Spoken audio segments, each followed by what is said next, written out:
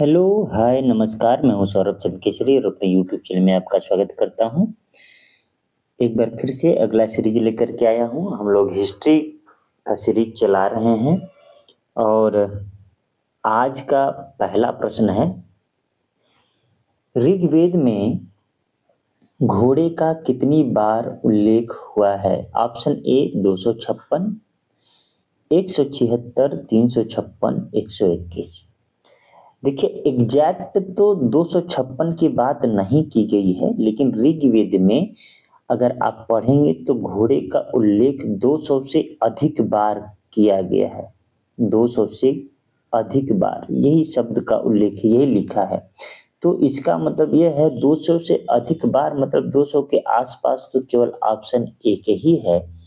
तो हम ये कह सकते हैं कि option A he right answer होगा। लेकिन याद रखिएगा, एग्जैक्ट 256 शब्द नहीं लिखा है। लिखा है कि ऋग्वेद में घोड़े का 200 से अधिक बार उल्लेख हुआ है। क्लियर है?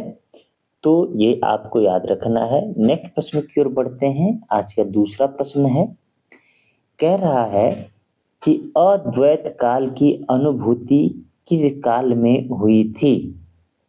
ऑप्शन ए ऋग्वैदिक काल, उत्तर वैदिक काल, शंकराचार्य के समय और स्वामी दयानंद सरस्वती के समय।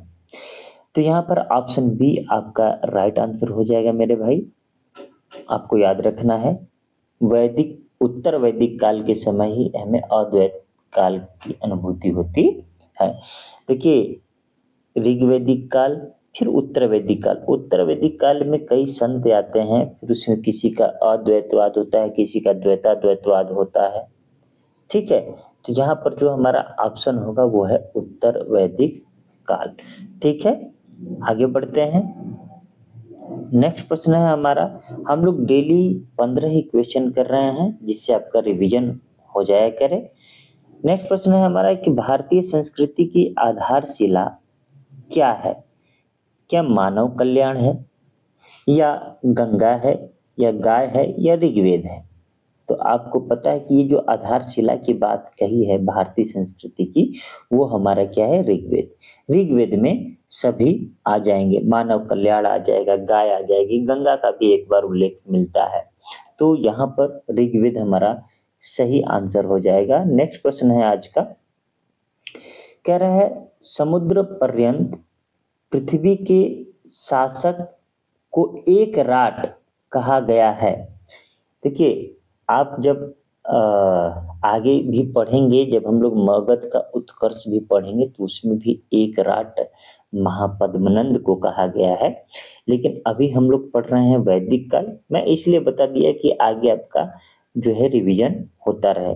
यह जो प्रश्न है इसका ऑप्शन देखिए, एक कह रहा है शतपथ ब्राह्मण में, दूसरा ऐतरेय ब्राह्मण में, तैत्तिरीय ब्राह्मण में और गोपथ ब्राह्मण में। तो जब समुद्र पर्यंत की बात है, समुद्र पर्यंत पृथ्वी के शासक को एक राट कहा गया, तो यहाँ पर ऑप्शन बी हो जाएगा, ऐतरेय ब्राह्मण में।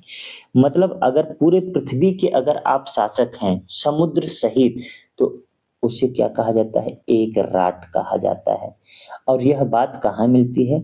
ऐतरेय ब्राह्मण में। ऐतरेय ब्राह्मण किससे संबंधित है? तो आप कहेंगे ऋग्वेद से संबंधित है।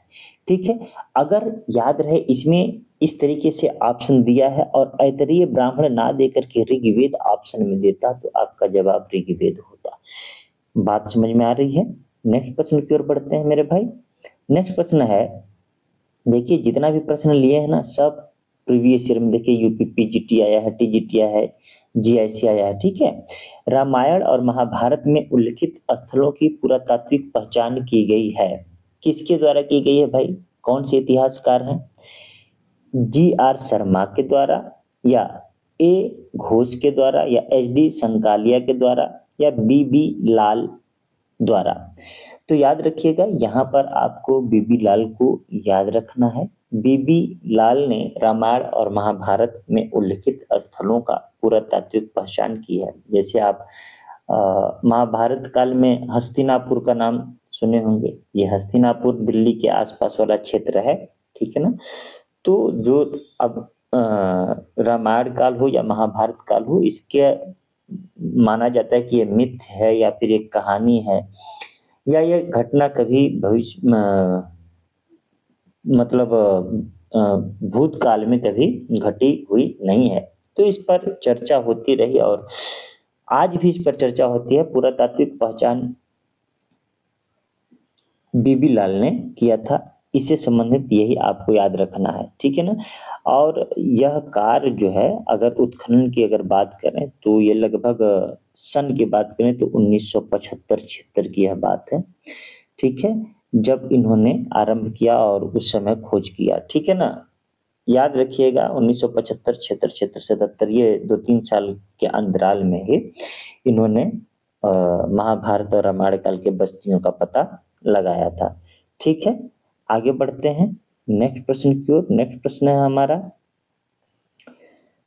महाभारत में उल्लिखित कुछ स्थलों का पुरातात्विक स्थलों से समीकरण किसने किया। देखिए महाभारत में उल्लिखित अभी अभी पढ़े हैं ना, अभी अभी पढ़े हैं, क्या पढ़े थे, वही रिपीटेड प्रश्न है बीबी लाल द्वारा। तो जब यहाँ पर दे दिया महाभारत में उल्लिखित कुछ स्थलों का पुरातात्विक स्थलों से समीकरण, तो वो आ जाएगा ऑप्शन बी। हालांकि नीचे लिखा है तो आपको बीबी लाल याद रखना है, बाकी कोई चीज हमको याद रखने की जरूरत नहीं है। नेक्स्ट प्रश्न है, नेक्स्ट प्रश्न कह रहा है कि बोगज कोई अभिलेख मिला है, बहुत ही इंपॉर्टेंट है, इसको आप अच्छे से पढ़ लीजिएगा पूरी थियरी, ठीक है ना। तो बोगज कोई का अभिलेख कहाँ मिला है भाई, तुर्की में मिला है या फिर ईरान में, बैक्टीरिया में, अफगानिस्तान में। तो ये कहाँ मिला है, आपको जवाब देना है तुर्क में, तुर्की में मिला है, ठीक है ना।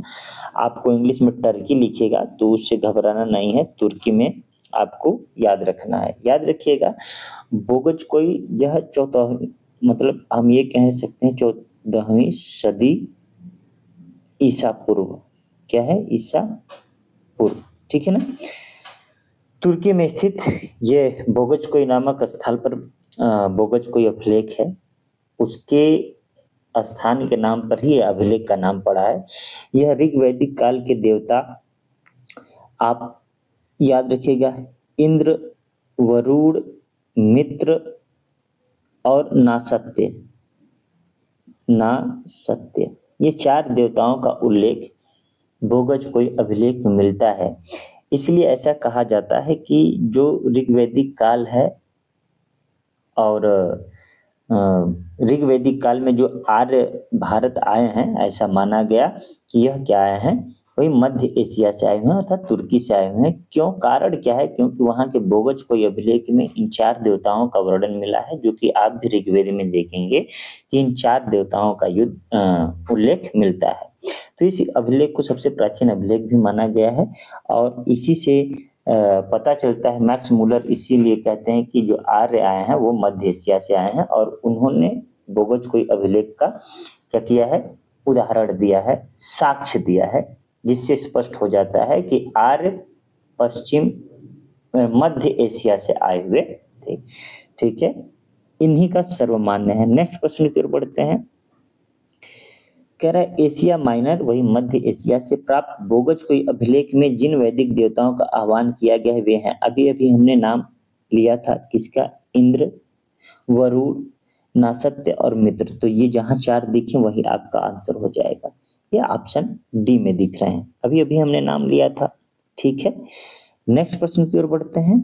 नेक्स्ट प्रश्न है हमारा, देखिए अगर आप पढ़े होंगे ना तो बहुत स्पीड से आप हल कर दे रहे होंगे मेरे बताने से पहले ही, तो इसलिए मैं कहता हूं आप पहले थ्योरी पढ़िए, फिर उसके बाद में प्रीवियस ईयर एमसीक्यू लगाइए या मेरे वीडियो को देख करके अपना रिवीजन कर सकते हैं। ऋग्वैदिक देवताओं का उल्लेख मिलता है शहबाजगढ़ी में, जूनागढ़ अभिलेख में, भीतरी अभिलेख में, बोगज कोई में। देखिए कितना इंपॉर्टेंट टॉपिक है, कई बार रिपीट हो गया, तो आप कहेंगे बोगज कोई अभिलेख भी कहाँ है, तुर्की में है। इसी से पता चलता है कि यार मध्य एशिया से आए हुए थे। नेक्स्ट प्रश्न है, ऋग्वैदिक काल में अस्वस्थ वृक्ष किसे कहा जाता था। ऑप्शन ए बरगद, ऑप्शन बी आम, option D people, option D केला। मतलब 4 ऑप्शन दिए हैं, आपको बताना है कि अस्वस्थ वृक्ष किसे कहते थे। तो आपको याद रखना पीपल को क्या कहते हैं, इसको अश्वत्थ वृक्ष। कोई दिक्कत इसमें? ये देखिए इस तरीके से लिखाएगा अश्वत्थ, ठीक है ना। लेकिन आपको याद रहे ये जो स है ये इसी का रूप है, ठीक है। तो अश्वत्थ वृक्ष किसे कहते हैं? पीपल को कहते हैं, ये याद रखिएगा। ये ऋग्वैदिक काल में पीपल को कहा जाता था। पीपल को अब संस्कृत में अश्वत्थ कहा जाता है, ये याद रखिएगा। इसे देव वृक्ष भी कहते हैं। इसे क्या कहते हैं? देव वृक्ष कहते हैं, ठीक है ना। इसके सात्विक प्रभाव से क्या होता है कि चेतना जो है, एक होता है मन में हम क्या कहते हैं, चेतन मन होता है। जो चेतना होती है वो क्या होती है? प्रफुल्लित होती है, पुलकित होती है, ठीक है ना। अगर हम पीपल की बात करें तो स्कंद पुराण में वर्णित है, एक पुराण है, मैं ये भी बता देता हूँ। स्कंद या कहीं के स्कंद लिखता है। स्कंद पुराण में यह पीपल का जो वृक्ष है या अश्वत्थ वृक्ष है, जिसे संस्कृत में अश्वत्थ कहा जाता है पीपल के वृक्ष को, इसे विष्णु देवता से मतलब रिलेटेड किया गया, संबंधित बताया गया है कि इनके जड़ में, पीपल के जड़ में, मूल में, इसके जड़ में क्या है? विष्णु देवता वास करते हैं, ऐसा कहा जाता है, ठीक है। और पीपल भगवान विष्णु का जीवंत या मूर्तिमान रूप है, ऐसा इस स्कंद पुराण में कहा गया है। नेक्स्ट प्रश्न की ओर बढ़ते हैं। नेक्स्ट प्रश्न में अयोध्या का सर्वप्रथम उल्लेख कहाँ मिलता है? देखिए अयोध्या कहाँ से संबंधित है? तो आप कहेंगे कि सर ये रामायण काल से संबंधित है। लेकिन अभी हम चारों ऑप्शन पढ़ेंगे, फिर ऑब्जर्व करेंगे, फिर आंसर क्या देंगे। क्यों? क्योंकि डायरेक्टली कोई देखेगा तो लगा देगा रामायण, जो कि गलत है। भाई ये नहीं पूछा कि अयोध्या का संबंध किससे है, ये पूछ रहा है कि अयोध्या का सर्वप्रथम उल्लेख कहाँ मिलता है। तो रामायण जो लगाएगा उसका आंसर तो गलत हो जाएगा। Option A Ramayan, Mahabharat, Rigveda, Atharvaveda. तो ये याद रखना है कि जो अयोध्या है उसका उल्लेख सर्वप्रथम अथर्ववेद में मिलता है। किस में मिलता है मेरे भाई? अथर्ववेद में। देखिए हम लोग आज 15 क्वेश्चन करेंगे, जिससे 45 क्वेश्चन हो जाएगा। उसका चिंता नहीं करना है, धीरे धीरे हम लोग ऐसे ही पढ़ेंगे। फिलहाल मैं बता देता हूँ, महाभारत और रामायण काल का जो स्थल है उसका उल्लेख, उसका पूरा तात्विक जांच किसने किया था? तो बीबी लाल द्वारा ने। हम लोग पढ़ चुके हैं, ये दो बार रिपीटेड हो गया है। उल्लेख कहाँ मिलता है? तो अथर्ववेद में मिलता है, ठीक है ना। अथर्ववेद में कुल कितने भाग है भाई? थोड़ा सा रिवीजन। 20 भाग हैं। कितने भाग हैं? 20 भाग। कुल कितने मंत्र हैं? तो आप कहेंगे कि 5987 मंत्र हैं, ये मंत्र हैं। कुल कितने सूक्त हैं? तो कहेंगे 731 सूक्त हैं, ठीक है ना। इनका संकलन किसने किया था? तो अथर्वा ऋषि ने किया था, ठीक है ना। अथर्वा ऋषि ने किया था। इसमें क्या उल्लेख मिलता है? तो इसमें मिलता है जादू टोना, ठीक है ना, मंत्र वशीकरण, झाड़ फूक, ये सब अथर्ववेद से रिलेटेड है। क्लियर है? इसके अलावा इसमें और चीजें हैं, राजनीति, सामाजिक व्यवस्था, कई चीजें रिलेटेड हैं। और यह सबसे बाद का है, याद रखिएगा। यह वेद त्रय में नहीं आता है। वेद त्रय में ऋग्वेद, सामवेद और यजुर्वेद आता है, ठीक है। आगे बढ़ते हैं। नेक्स्ट प्रश्न है हमारा, किस उत्तर वैदिक कालीन विचारक ने वेदों की महिमा का खंडन किया? देखिए ये भी आपके लिए इंपॉर्टेंट है, डबल स्टार ट्रिपल स्टार मैं लगा दे रहा हूँ। ऑप्शन है कात्यायन, कौत्स, पाणिनि और बौधायन। तो याद रखना है ये कौत्स क्या है? वैदिक कालीन एक विचारक हैं। इन्होंने वेदों की महिमा का क्या कर दिया? खंडन कर दिया। जैसे आज भी वेदों का आप देखेंगे, जब टीवी डिबेट देखेंगे तो सुधांशु त्रिवेदी हैं एक बीजेपी के प्रवक्ता, कितना महिमा मंडन करते हैं, क्या गजब गजब का फैक्ट ला करके देते हैं। और भाई हम लोग तो उतना वेद पढ़े नहीं है, तो झूठ भी बोलते हैं इतने सलीके से कि हमें लगने लगता है कि सत्य है, ठीक है। तो आपको याद रखना है कि जो वैदिक कालीन विचारक थे कौत्स, उन्होंने वेदों के महिमा मंडन का क्या किया? खंडन किया। इसके अतिरिक्त एक और दार्शनिक हुए हैं चारवाक, मैं उनका नाम बता दूं तो इन्होंने भी जो वेद हैं उनकी कटु आलोचना की है। ठीक है ना। ये तो कहते हैं कि वेद क्या है, चार्वाक कहते हैं वेद अप्रामाणिक है, अप्रामाणिक है, यह बात तक कह देते हैं कि वेद क्या है, अप्रामाणिक ग्रंथ है। ठीक है ना। इन्होंने कहा इसीलिए जो वेदों में वर्णित धर्म का विचार है वो भी भ्रांति मूलक है। इनका यह कथन है कि वेद अप्रामाणिक है, अतः वेदों के वर्णित धर्म का विचार भी भ्रांति मूलक है। क्लियर हो गया होगा मुझे लगता है। इन दो विचारकों का नाम, दार्शनिकों का नाम आपको याद रखना है। ठीक है, आगे बढ़ते हैं। धीरे धीरे हम लोग अंतिम प्रश्न की ओर बढ़ रहे हैं, 45 प्रश्न तक करेंगे हम लोग। नेक्स्ट प्रश्न है कि ऋग्वेद में नवम मंडल के सभी सूक्त निम्नलिखित में से एक ही देवता परक हैं। अच्छा, कितना बढ़िया है। ये कौन सा मंडल है भाई, नवम। नवम मंडल में किसका है, इंद्र का, सोम का, अग्नि का, रुद्र का। तो याद रखिएगा यह सोम देवता को क्या है, जितना भी सूक्त है इन्हीं को समर्पित है। किनको समर्पित है, सूर्य देवता को। तो इसका मतलब यह है ऋग्वेद में जितने मंडल हैं, ठीक है ना, हालांकि 10 मंडल हैं मेरे भाई, तो 10 मंडल में महत्वपूर्ण मंडल आपको याद रखना है। तीसरा मंडल याद रखना है, ये 9वां हो गया, 7वां हो गया, 8वां हो गया, 10वां मंडल हो गया। ये सभी मंडल जो महत्वपूर्ण है आपको याद रखना है। गायत्री मंत्र वाला, पुरुष सूक्त वाला, इसी में तो 10 वर्ण है, कई बार पूछा हुआ है। ठीक है, तो आपको ये याद रखना है। नवम में क्या है, सोम है। सोम देवता को क्या है, उल्लेखित किया गया है। क्लियर रहेगा, कोई दिक्कत। आगे बढ़ते हैं। नेक्स्ट प्रश्न है हमारा, ऋग्वेद का 9वां मंडल जिस देवता को समर्पित है वो कौन से देवता है, सोम। देखिए रिपीट हो गया कि नहीं। अगर आप अच्छे से पढ़ लिए हैं तो ये याद रखिएगा कि आपका एक भी क्वेश्चन नहीं गड़बड़ होगा। मैं रिवीजन करा दूं क्या आपका। चलिए, ये दूसरा मंडल है, ये 2 लिख रहा हूं तो मतलब दूसरा मंडल है। ठीक है ना, ये महत्वपूर्ण उतना नहीं है। ठीक है ना, मतलब इससे प्रश्न जो है कि नहीं आते हैं कि ये दूसरे मंडल में किसका उल्लेख है। तीसरा मंडल किससे संबंधित है, तो आप कहेंगे गायत्री मंत्र। किससे, गायत्री मंत्र। और ये किसके लिए भाई समर्पित है, तो आप कहेंगे कि सावित्री के लिए, सावित्री, या फिर कहीं कहीं लिखेगा सविता, याद रखिएगा इनके लिए है। ये सावित्री सविता कोई देवी नहीं बल्कि देवता है। ये कौन से देवता है, सूर्य देवता। ठीक है ना, मतलब सूर्य देवता के लिए गायत्री मंत्र क्या है, समर्पित है।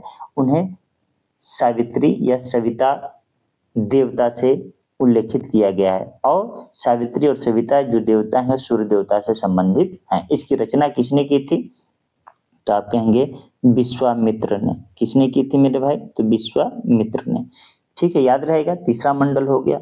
चौथा मंडल किससे संबंधित है, जैसे रचनाकार अगर माने जाए तो रचनाकार क्या है, वामदेव। चौथा किससे है, वामदेव। 5वां अत्रि ने, 6वां भारद्वाज ने, 7वां वशिष्ठ ने।